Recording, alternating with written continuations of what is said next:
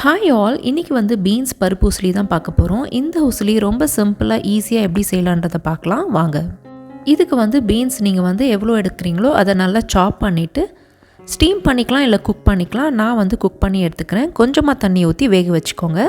Next usili செய்கிறதுக்கு துவரம்பருப்பு கடலைப்பருப்பு ரெண்டுமே சமமாக எடுத்துக்கோங்க. நீங்கள் எவ்வளோ துவரம்பருப்பு எடுக்கிறீங்களோ அந்த அளவுக்கு கடலைப்பருப்பையும் எடுத்துக்கோங்க.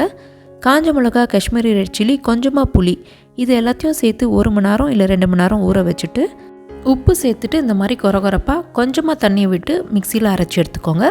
நெக்ஸ்ட் ஒரு பேனில் 2 டேபிள் ஸ்பூன் ஆஃப் ஆயில் சேர்த்துக்கோங்க. எண்ணெய் சூடானவுடனே கடுகு, உளுத்தம் பருப்பு, நம்ம அரைச்சி வச்சுருந்த விழுதியும் போட்டு நல்லா ஃப்ரை பண்ணிக்கோங்க. இது 5லேருந்து ஒரு 10 நிமிஷம் வரைக்கும் நல்லா மீடியம் ஃப்ளேமில் வச்சு நீங்கள் ரோஸ்ட் பண்ணிங்கன்னா இந்த பருப்பு நல்லா உதிரி உதிரியாக வரும். அந்த அளவுக்கு நம்ம ரோஸ்ட் பண்ணி எடுத்துக்கலாம். ஸோ இதை நீங்கள் ஸ்டீம் பண்ணணுன்னு அவசியம் இல்லை. இந்த மாதிரி ஃப்ரை பண்ணால் கூட ஈஸியாக நம்மளுக்கு உதிரி உதிரியாக வந்துடும். இந்த ஸ்டேஜில் நல்லா பருப்பெல்லாம் வெந்திருக்கும். இப்போது நம்ம வேக வச்சுருந்த பீன்ஸையும் இதோட ஆட் பண்ணிக்கலாம். இந்த உசிலி ரொம்ப டேஸ்ட்டாக இருக்கும். நீங்கள் காய்கறி கம்மியாக இருந்தால் கூட இந்த மாதிரி ஒரு மெத்தடில் நீங்கள் பொரியல் மாதிரி செஞ்சு சாப்பிடலாம்.